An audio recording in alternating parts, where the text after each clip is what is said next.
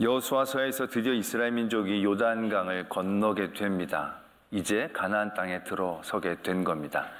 가나안 땅에 들어서자마자 그들이 첫 번째로 맞이하게 되는 전투는 여리고성 전투였습니다.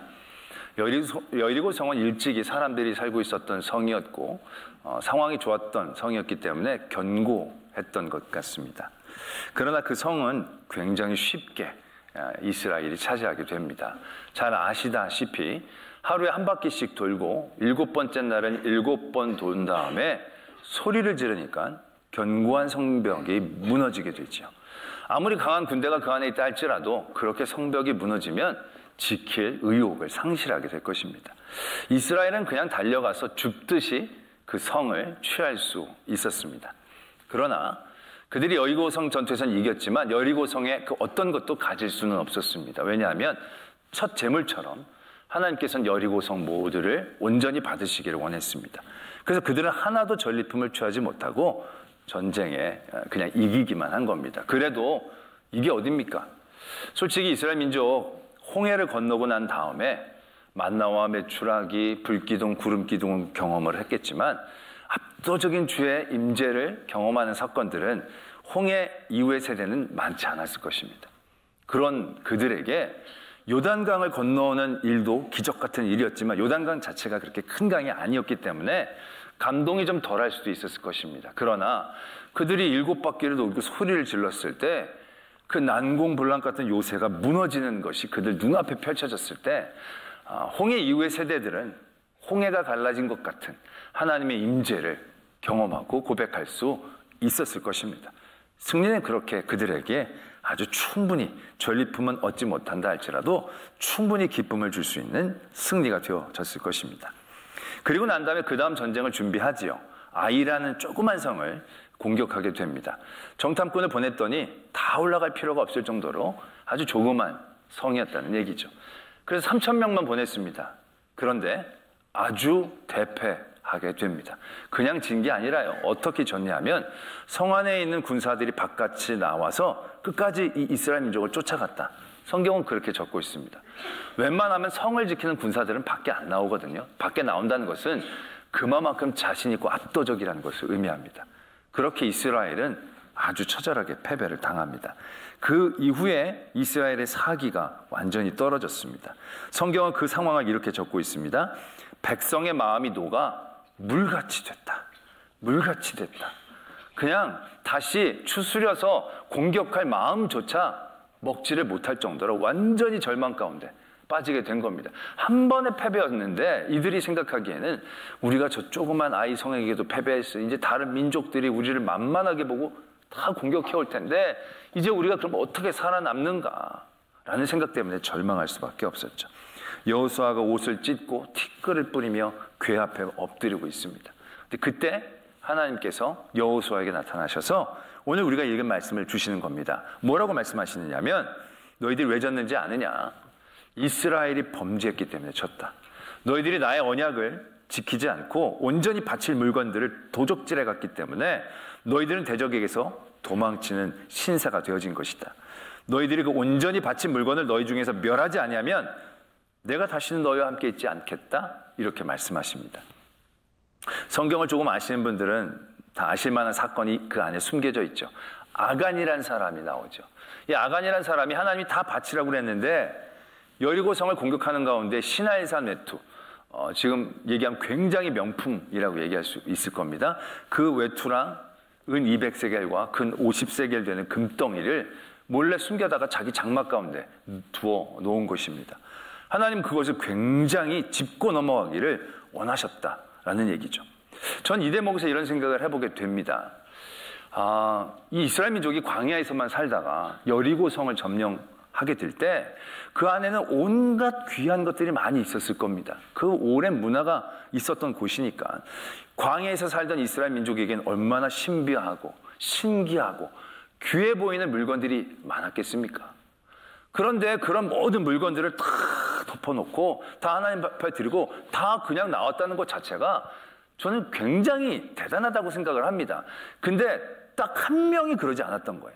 제가 생각하면 10명 정도 했을 것 같은데 한 명밖에 안 했다는 게 저는 대단하다는 생각을 드는 거죠. 물론 아간은 좀 많이 좀 갖고 나왔지만, 아니 하다 보면 이렇게 하다가 반짝반짝거리는 거 이렇게 귀걸이를 하다 보면 집사람 생각이 나서라도 그거 이렇게 조그만 건 하나 둘씩이라도 이렇게, 또 좀 신기한 거 있으면 우리 애라도 갖다 주겠다 그래가지고 이거 이런 것까지 해가지고 뭐 이렇게 쑤셔넣기 쉬운 것들은 한 서너 명 정도는 충분히 할 수 있는 그런 가능성인데, 이 이스라엘 백성들이 사람들이 괜찮은 거예요.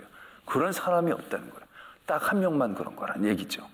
저는 이 대목에서 이 정도 되면 꽤 수준 높은 민족이라는 생각이 들고, 하나님께서 이 아간의 죄는 아간의 개인적인 일탈로 치부할 수 있지 않았을까라는 생각을 해보게 됩니다. 야, 한 명밖에 안 이랬다. 대견하다. 그 아간만 다음 전쟁에서 죽으면 되지. 굳이 한 사람의 일탈을 가지고 모든 민족의 범죄로 규정하시며 이렇게 크고 처절한 패배를 경험하게 하실 필요까지 있을까라는 생각 해보게 된다는 거죠. 이런 생각은 늘 저만 하죠. 네. 이제 한 명 정도면 꽤 괜찮은 것 같은데 왜 이렇게 이 죄를 꼭 짚고 넘어가시는가? 제가 군에 있을 때, 군에 다녀오신 분들은 다 아시겠지만 군대에서 이렇게 정기적으로 하는 훈련 중에 힘든 훈련 중에 유격훈련이라는 훈련이 있습니다. 이건 이제 막 절벽을 타고 이렇게 밧줄을 타고 막 이런 훈련을 하는 겁니다. 근데 이 밧줄 타고 절벽 타는 건 그렇게 힘들거나 그러지 않습니다. 오히려 재미있을 수도 있는데, 힘든 건 그거 하기 전에 PT 체조라는 걸 시킵니다. 몇 가지 PT 체조를 가지고 몸을 다치지 않게 유연하게 하고 근력을 회복하기 위해서 이제 그런 훈련을 한다는데, 이 일명 기압 같은 겁니다. 근데 꼭 늘 조교들이 그걸 시킬 때는 이렇게 합니다. 몇 개를 하게 한 다음에 마지막은 구호를 외치면 안 됩니다. 횟수를 늘 붙이는데 마지막은 붙이면 안 되는 겁니다. 발버둥 뛰기 4회, 몇 회? 4회, 실시! 그러면 하나, 둘, 셋, 하나, 둘, 셋! 네 번째 얘기하면 안 됩니다. 근데 꼭 얘기하는 사람이 있어요. 참 신비해요. 아니, 어떻게 그럴까? 꼭 있어요. 처음에 한 두세 명 있어요. 그러면 4번이니까 그 다음엔 8번 되는 겁니다.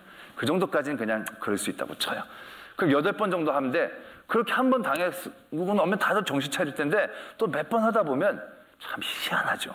꼭 생기는 거예요. 그 횟수가 늘어나면요, 그때부터 분위기가 험악해지는 거야.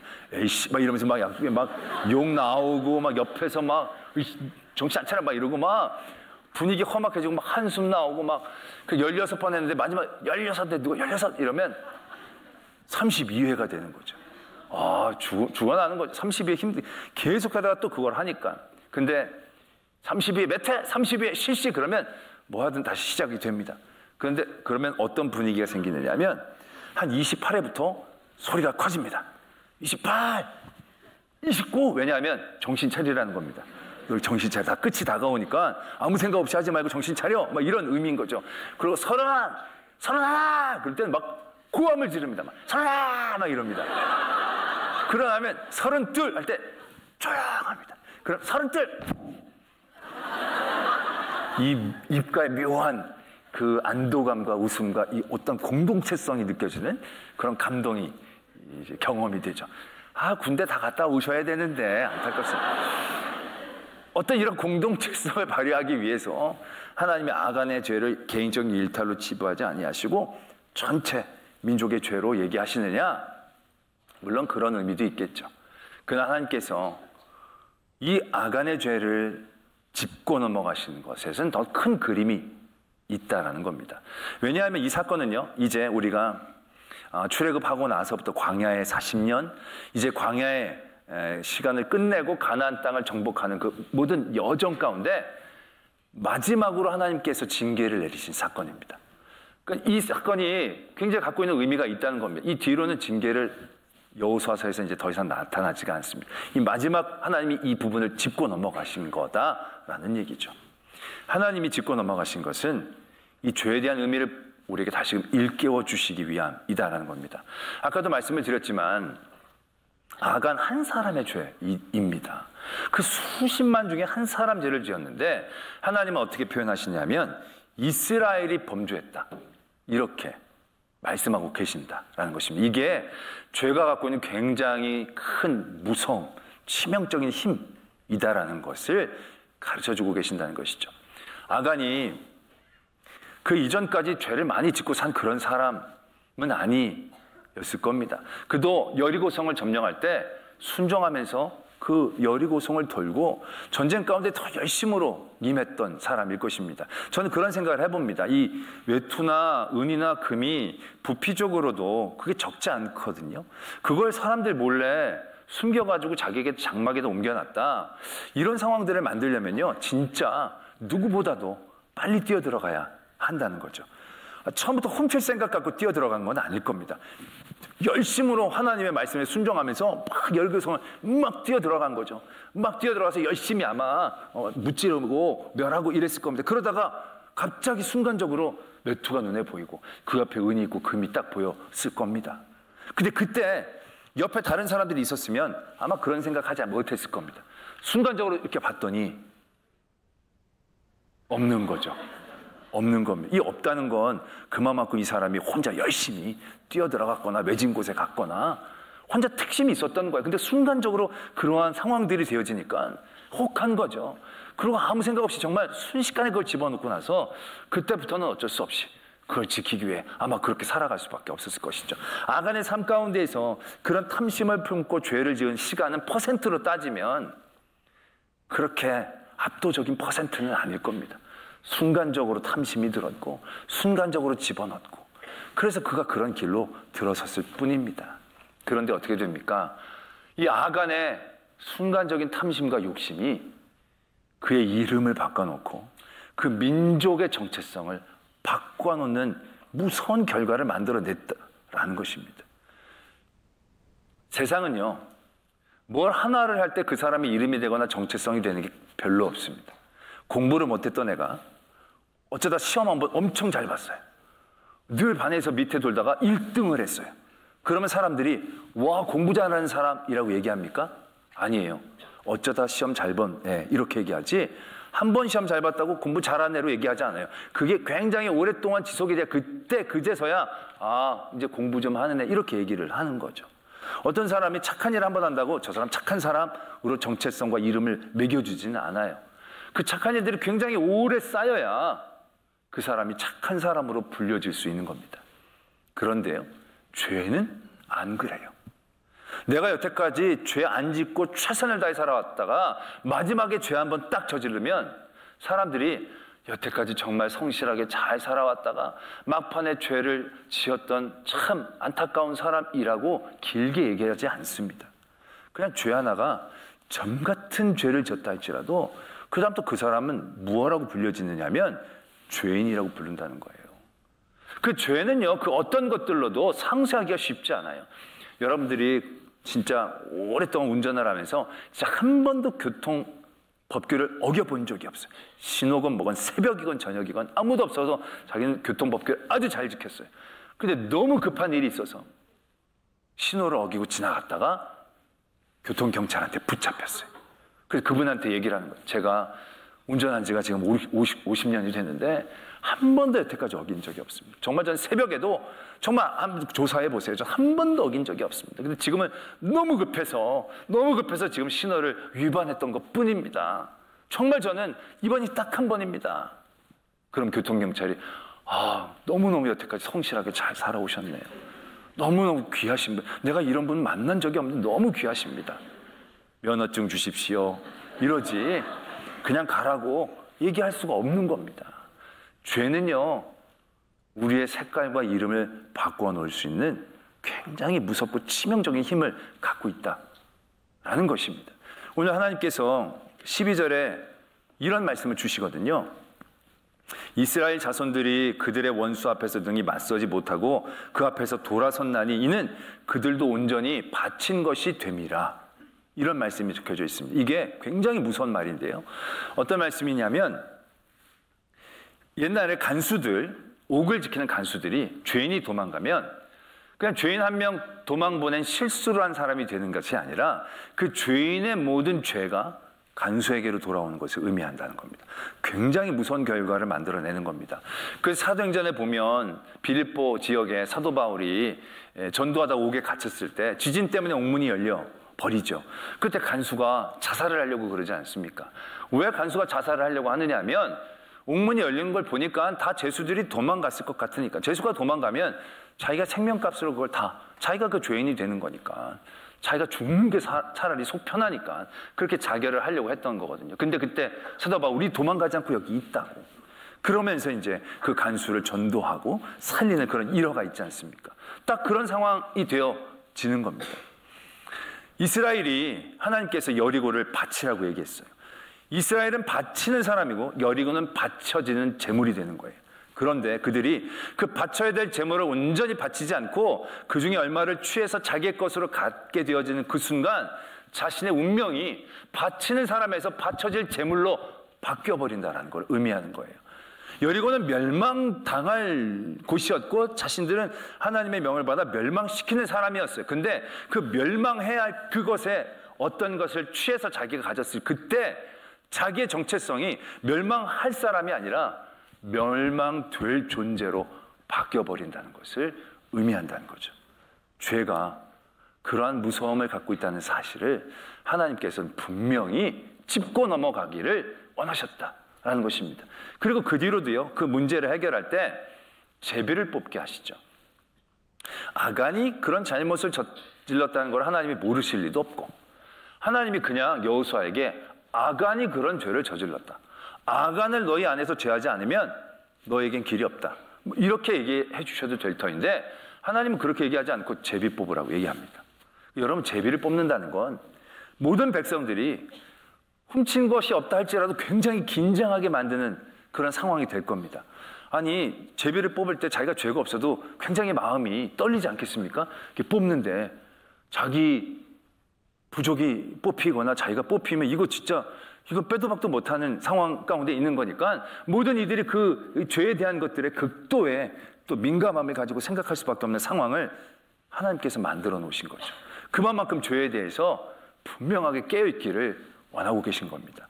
또 이건 그들이 앞으로 수없이 많은 가나안 땅을 정복하며 치루어야 될 전쟁 가운데 그들이 어떤 것에 신경을 쓰고 중점적으로 애를 쓰며 전쟁을 치루할 것인가를 가르쳐주고 계시는 대목이기도 합니다. 무슨 말씀을 드리느냐면, 이제 이스라엘 민족은 앞으로 굉장히 다양한 민족과의 전쟁을 치르게 될 겁니다. 어떤 민족은 아주 튼튼한 성읍 안에 있을 수도 있고, 어떤 민족은 높은 곳에 사는 민족도 있을 것이고, 어떤 민족은 좋은 무기를 갖고 있을 수도 있고, 어떤 민족은 자신들보다 약한 민족일 수도 있을 겁니다. 그런 다양한 대적들을 이제 만나서 전쟁을 치러야 합니다. 그런 다양한 대적들 가운데 그들은 그 대적에 맞는 다양한 전술과 전략과 여러 방법들, 무기들 필요했을 겁니다. 또 그런 것들을 준비하려고 애를 써야만 했을 것입니다. 근데 그러한 전쟁을 앞두고 있는 이스라엘 민족에게 하나님께서 분명하게 얘기해 주시는 겁니다. 너희들이 정말로 신경 써야 될 것이 무엇인지. 이스라엘 민족이 아이성을 공격하러 가려고 할 때 어떻게 했습니까? 정탐꾼을 먼저 보냅니다. 정탐꾼이 정탐을 했더니 그렇게 크지 않아요. 자신들이 다 갈 필요가 없어요. 굉장히 효율적으로 이 전쟁을 치러야 되겠다 작전을 세우죠. 그래서 3,000명만 보내게 됩니다. 정탐꾼을 보내서 분석하고 전략을 세워서 전투를 치르게 됩니다. 잘못된 분석이 아니었을 겁니다. 전략도 그 분석에 맞는 전략을 세웠을 것입니다. 그런데 전쟁에서는 어떻게 됐습니까? 졌습니다. 아주 대패했습니다. 그렇게 질 줄은 모를 정도로 엄청나게 지게 됐습니다. 무엇 때문에 그렇습니까? 정탐이 잘못됐습니까? 분석이 잘못됐습니까? 전략을 잘못 짰습니까? 아니에요. 전략이 완벽해도, 전술이 완벽해도 이 전쟁은 이길 수 있는 전쟁이 아니었어요. 왜요? 아간의 죄 때문이거든요. 아간의 죄 때문에 진 거지 다른 무엇이 잘못돼서 진 게 아닌 전쟁이었거든요. 하나님은 이 아이성과의 전쟁 가운데 그들이 어디에 초점을 매겨야 할지를 분명하게 말씀하고 계시는 거예요. 그들은 정탐꾼을 보내기 전에 먼저 이렇게 했었어야만 했어요. 다시 사람들을 모으고, 자, 우리가 여리고성의 전투에서 이겼습니다. 하나님께서 큰 승리를 주셨고 그 모든 여리고성은 바치라 그래서 우리가 다 바쳤습니다. 그런데 만에 하나 우리 가운데 그곳에서 나온 물건이 있을 수도 있으니 우리 스스로를 다시 한번 점검해 봅시다. 아니, 내가 가지고 나오지는 않을지라도 나한테 어떻게 묻어서 나온 것이 있을 수도 있으니까 우리가 그런 모든 것들을 철저하게 털쳐내고 하나님 앞에 드리고 그 다음에 우리가 아이성으로 나가야 합니다. 예수님께서 이 땅에 내려오셨을 때 많은 대적이 있었죠. 근데 예수님은요, 다른 모든 대적들과는 상대를 하지 않으셨어요. 로마 얼마나 악한 일들을 많이 저질렀겠어요. 로마 건드리지 않았어요. 바리새인들, 제사장들 혼내고 가르치셨지만 대적하지 않으셨어요. 모든 병마 쫓아내기를 원하셨지만 병마와 싸워 이기려고 하신 건 아니에요. 예수님이 이 땅에 오셔서 싸우려고 하셨던 단 하나의 초점은 죄예요. 죄. 우리의 죄와 싸우신 거고 그 죄의 문제를 해결하시는데 모든 것들을 쏟아 부으셨다는 거예요.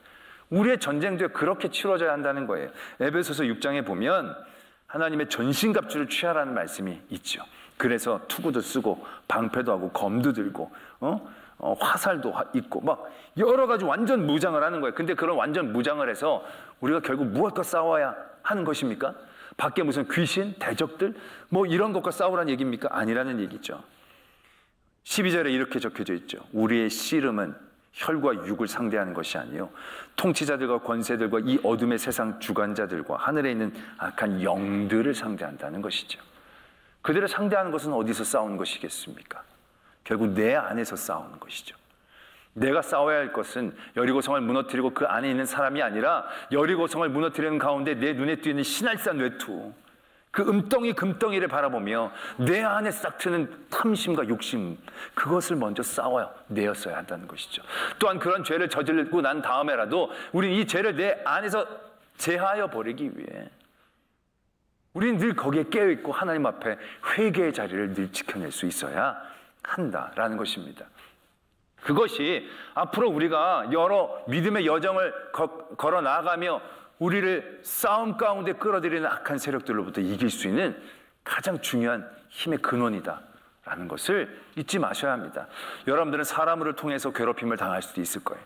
돈 문제로 괴롭힘을 당할 수도 있을 거예요. 건강의 문제로 싸울 수밖에 없는 상황이 있을 거예요. 하나님이 주신 가나안을 얻기 위해서 정말 이 세상 사람들과 다퉈야 되는 그런 자리에 나갈 수도 있을 거예요. 근데 그런 자리에서 정말 우리가 승리를 하려고 한다면 우리가 싸우는 건 나를 괴롭히는 사람이 아닐 거예요. 병마가 아닐 거예요. 돈이 아닐 겁니다. 그 안에 내 안에 싹 트는 죄의 문제와 싸울 수 있을 때, 그리고 그것을 이길 때 하나님이 우리에게 물질을 주십니다. 하나님이 가나안을 주시듯 건강을 주시고 하나님이 그 대적을 내 아래 무릎 꿇게 해주시는 겁니다. 내가 미워하고 죽이려는 마음으로 꿇게 하는 게 아니라 내가 내 죄와 싸울 때 하나님이 우리에게 가나안 땅을 주시듯 승리를 주시게 될 줄을 믿습니다. 이러한 싸움의 초점을 잃지 않고 믿음의 여정 달려나가는 저와 여러분들이 되어지기를 소망합니다.